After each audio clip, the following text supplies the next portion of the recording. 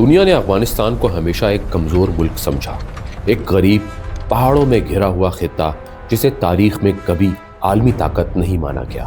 مگر حقیقت یہ ہے کہ جدید تاریخ میں صرف دو جنگیں ایسی ہیں جنہوں نے دنیا کے طاقت کے نظام کو خاموشی سے بدل دیا، اور حیرت کی بات یہ ہے کہ دونوں افغانستان میں لڑی گئی۔ یہ کوئی عام جنگ نہیں تھی، یہ وہ جنگ تھی جس نے ایک سپر پاور کو تھکا دیا اور دوسری کو یہ سمجھا دیا کہ طاقت کی بھی ایک حد ہوتی ہے۔ یہ جنگ بظاہر چھوٹی تھی مگر اس نے دنیا کا نظام بدل دیا۔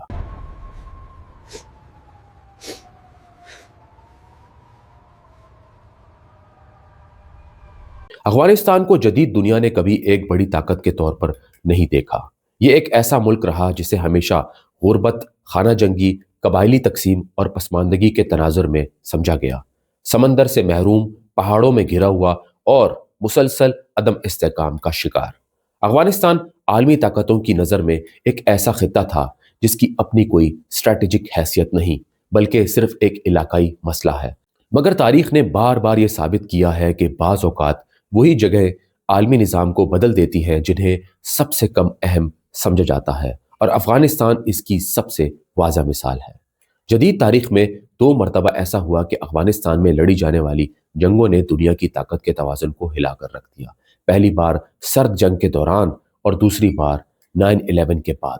دونوں مواقع پر عالمی طاقتوں کا خیال یہی تھا کہ یہ ایک محدود تنازع ہے، ایک ایسا مسئلہ جو فوجی طاقت کے ذریعے جلد حل ہو جائے گا۔ مگر حقیقت یہ تھی کہ افغانستان کسی ایک جنگ کا نام نہیں بلکہ یہ وقت، صبر، جغرافیہ اور مزاحمت کا ایک ایسا مجموعہ ہے جو طاقتور سے طاقتور سلطنت کو بھی آہستہ آہستہ تھکا دیتا ہے۔ دنیا نے افغانستان کو ہمیشہ ایک سائیڈ تھیٹر کے طور پر دیکھا، نہ کہ عالمی سیاست کے مرکز کے طور پر۔ اسے قبائل کی سرزمین سمجھا گیا، حکمت عملی کی نہیں۔ یہ فرض کر لیا گیا کہ یہاں جدید فوج، جدید ہتھیار اور منظم ریاستی طاقت کے سامنے کوئی دیر پا مزاحمت ممکن نہیں۔ یہی وہ بنیادی غلط فہمی تھی جس نے عالمی طاقتوں کو بار بار ایک ہی جال میں پھنسایا۔ افغانستان میں جنگ کو ہمیشہ نقشوں اور میزوں پر سمجھنے کی کوشش کی گئی، زمین اور سماج کو سمجھے بغیر۔ اصل حقیقت یہ ہے کہ افغانستان ہمیشہ سے ایک غیر معمولی جغرافیائی مقام پر واقع رہا ہے۔ یہ وہ خطہ ہے جہاں وسطی ایشیا، جنوبی ایشیا اور مشرق وسطیٰ ایک دوسرے سے جڑتے ہیں۔ سرد جنگ کے دوران یہی مقام اسے سوویت یونین اور امریکہ کے درمیان ایک خاموش مگر فیصلہ کن میدان بناتا ہے۔ بعد میں یہی خطہ دہشت گردی کے خلاف عالمی جنگ کا مرکز بنتا ہے۔ افغانستان خود کبھی اصل انعام نہیں تھا، اصل داؤ پورے خطے پر اثر و رسوخ اور عالمی طاقت کے توازن پر لگا ہوا تھا۔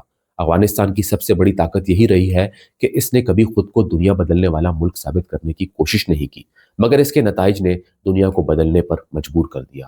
یہ جنگیں بظاہر چھوٹی لگتی رہیں کیونکہ نہ ان میں کسی بڑے شہر کی مکمل تباہی ایک ہی دن میں نظر آئی، نہ عالمی معیشت فوراً رکی، مگر وقت کے ساتھ ساتھ ان جنگوں نے طاقت کے تصور، فوجی مداخلت اور عالمی حکمت عملی پر ایسے سوالات کھڑے کیے جن کے جواب پرانا نظام دینے کے قابل نہیں رہا۔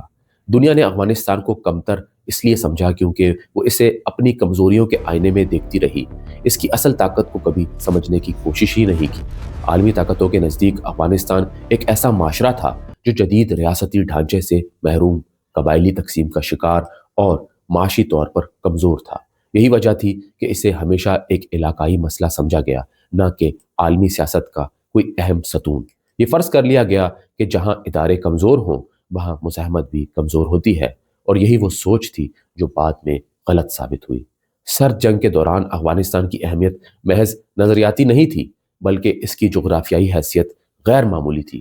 یہ خطہ سوویت یونین کے لیے جنوبی سرحدوں کا دروازہ تھا، گرم پانیوں تک ممکنہ رسائی کا راستہ اور کمیونزم کے پھیلاؤ کا ایک قدرتی پل۔ دوسری طرف امریکہ اور اس کے اتحادیوں کے لیے افغانستان میں سوویت اثر و رسوخ کا مطلب تھا کہ عالمی طاقت کا توازن ان کے خلاف جا رہا ہے۔ یوں افغانستان بظاہر خاموش مگر حقیقت میں ایک عالمی شطرنج کے کھیل کا حساس خانہ بن چکا تھا۔ اصل داؤ افغانستان پر قبضے کا نہیں تھا بلکہ پورے خطے پر اثر و رسوخ کا تھا۔ اگر یہاں ایک طاقت مضبوطی سے جم جاتی تو وسطی ایشیا، جنوبی ایشیا اور مشرق وسطیٰ کی سیاست پر اس کے اثرات ناگزیر تھے۔ اسی لیے افغانستان کو کبھی اس کی اپنی حیثیت میں نہیں دیکھا گیا بلکہ ہمیشہ ایک ذریعہ سمجھا گیا۔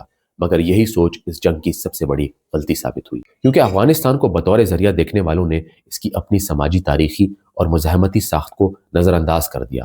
1979 میں جب سوویت یونین نے افغانستان میں فوجی مداخلت کی تو یہ فیصلہ ماسکو کے لیے ایک محدود اور قابل کنٹرول قدم سمجھا جا رہا تھا۔ خیال یہ تھا کہ چند مہینوں میں حالات سنبھال لیے جائیں گے، کابل میں حلیف حکومت کو مضبوط کیا جائے گا اور پھر فوج واپس بلا لی جائے گی۔ مگر افغانستان نے اس منصوبے کو زمین پر اترتے ہی بدل دیا۔ یہاں جنگ روایتی محاذوں پر نہیں لڑی گئی، بلکہ وقت، زمین اور صبر کے ذریعے لڑی گئی۔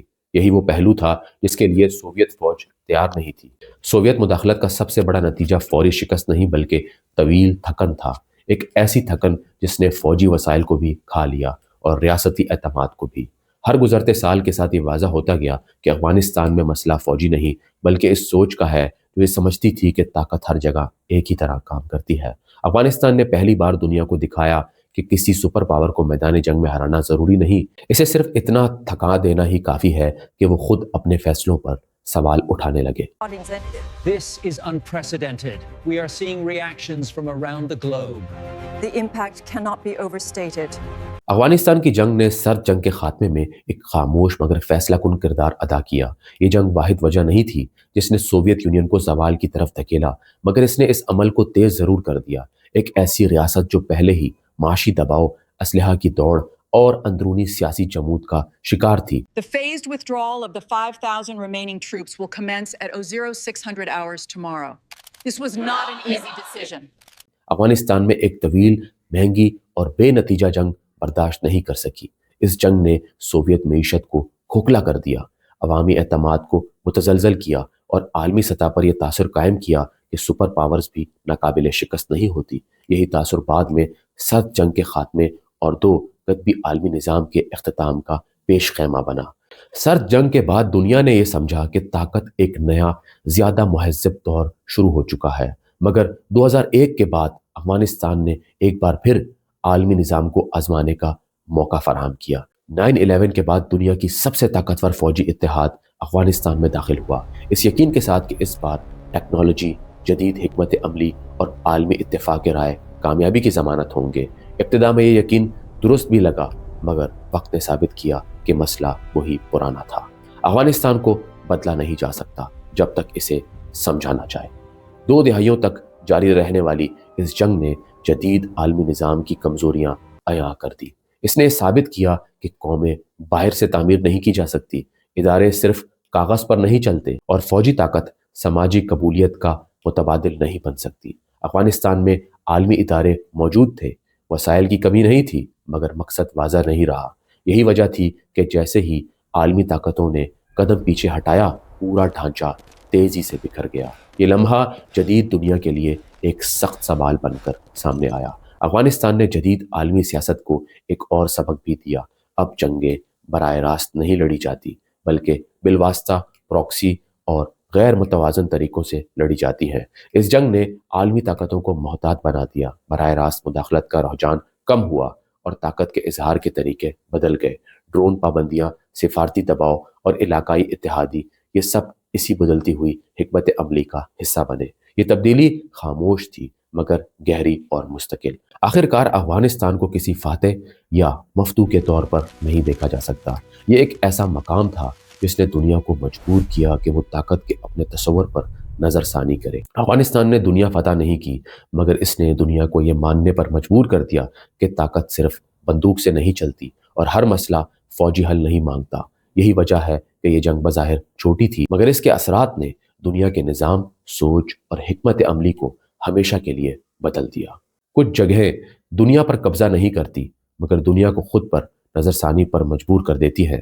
افغانستان انہی میں سے ایک ہے۔ دوستو، اگر آپ نے ہمارا چینل سبسکرائب نہیں کیا ہوا تو چینل کو لازمی سبسکرائب کریں، ویڈیو کو لائک کریں، دوستوں کے ساتھ شیئر کریں۔